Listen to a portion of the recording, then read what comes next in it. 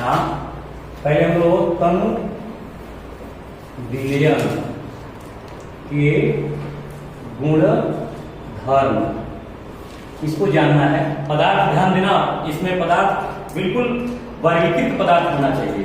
जैसे सभी पदार्थों के विलयन में ऐसा कोई नहीं होता है।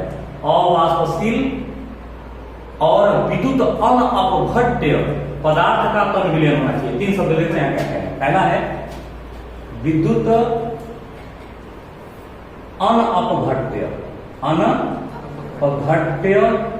पदार्थ हो, दूसरा अवाष्पशील हो, अवाष्पशील, और तीसरा हो तनु विलयन बना हो। ठीक ना।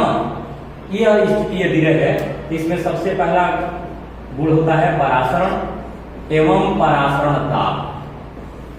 परासरण दाब, परासरण के लिए मैंने परिभाषा दिया था। सबसे पहले इसमें छोटा कि हम परासरण की बात करें तो परासरण अर्ध पारगम्य झिल्ली से विलायक का विलयन या तनु विलयन से सांद्र विलयन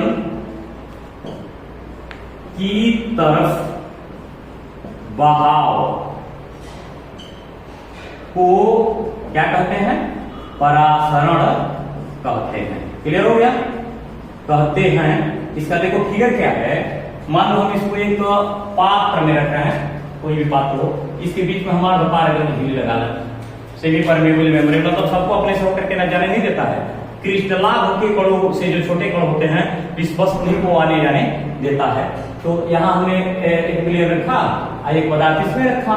मान लो इधर वाला हम विलयन रख रहे हैं, क्लियर, और इधर विलायक रख रहे हैं।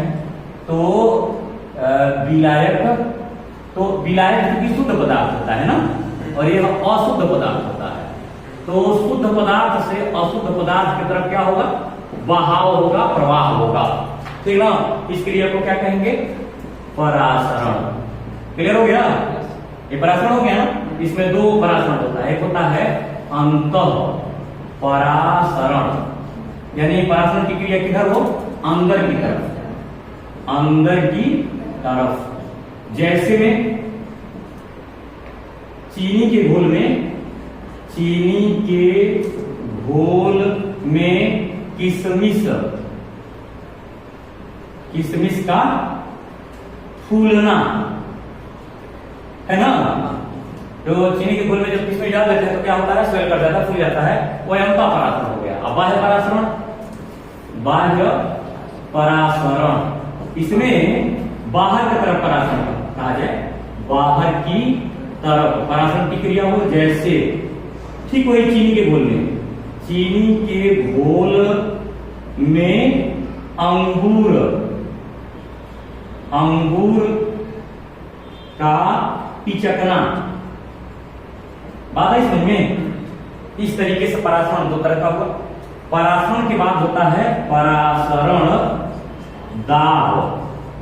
इसका मतलब हो गया अंत जो अर्धपारगम्य झिल्ली है उसके अंत भाग में, यानी अंदर की तरफ विलायक से विलयन की तरफ जब हम प्रवाह करते हैं तो उसको अगर रोके हैं तो किसी दबाव द्वारा उसको रोका जाएगा। जो जिस दाब द्वारा परासरण की क्रिया रोक दी जाती है उसी को परासरण दाब कहते हैं। यानी विलायक से विलयन की तरफ झिल्ली से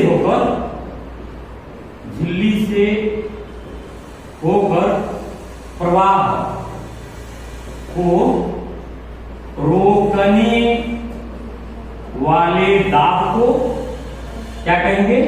परासरण दाब कहते हैं।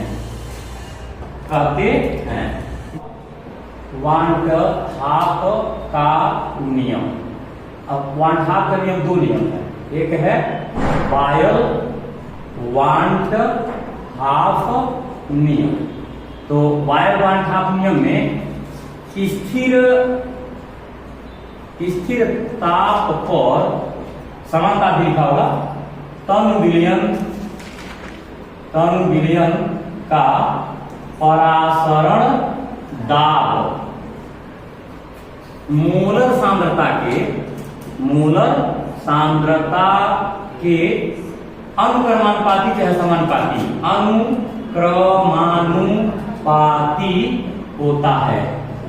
होता है या ऐसे कह दें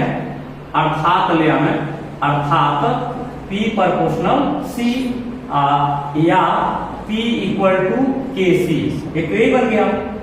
यदि C इक्वल टू 1/V एक मूल विलयन के लिए, ठीक है ना, तो हम C का मान रखेंगे तो P equal to K into 1/V या P इक्वल टू K/V या PV बराबर K हो जाएगा ना। तो ये बायल का नियम इसी तरह होता है, बायल का नियम इसी पर आधारित ही है। लेकिन हम चूंकि विलयन के लिए ले रहे हैं, ये विलयन का हो गया। इसका दूसरा जो खंड है वो है चार्ल्स वांट हाफ नियम। यह नियम क्या कह रहा है, तो इसमें स्थिर सांद्रता पर तनु विलयन का परासरण दाब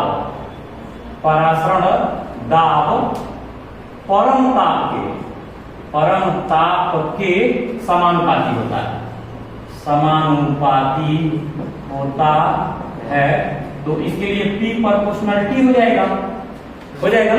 तो P बराबर क्या बनाएंगे, KT कर देंगे, यही पर रहने देंगे।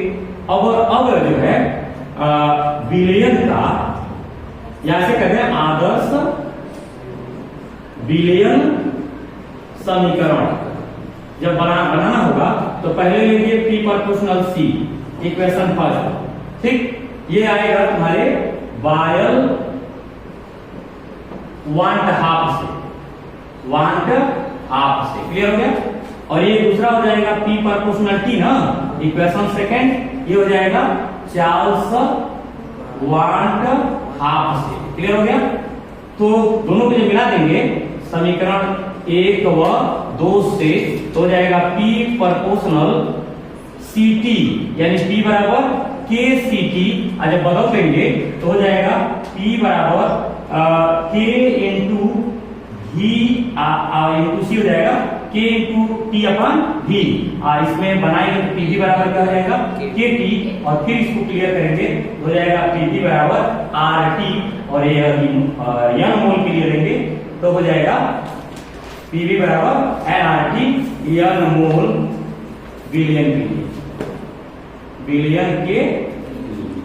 ये इतना था विलयन का आदर्श समीकरण। ये विलयन का गैस का नहीं है, विलयन का आदर्श समीकरण हो गया। और ये आदर्श विलयन समीकरण में P परासरण दाब है, जबकि गैस में दाब होता है, गैस दाब। V आयतन है, वहां गैस का आयतन होता है, इसमें विलयन का आयतन है। आयन जो है यह विलयन के मोलों की संख्या है। R जो है उसको यहाँ विलयन नियतांक कहेंगे, जिसका 0.82 लीटर वायुमंडल प्रति केल्विन प्रति मोल मान होगा। और T परमताप है, उसका मान 273 केल्विन होता है, पता ही होगा। तो इस तरीके से एक हमारा आइडिया क्रिएट हो गया, क्लियर। अब इसके बाद सवाल है, दो सवाल इसमें समझाना चाह रहे हैं। तो सवाल हमको लग रहा है कि अगले टॉपिक पे जोड़ देंगे, क्यों तो डाल देंगे इसमें। क्या बना दिया जी।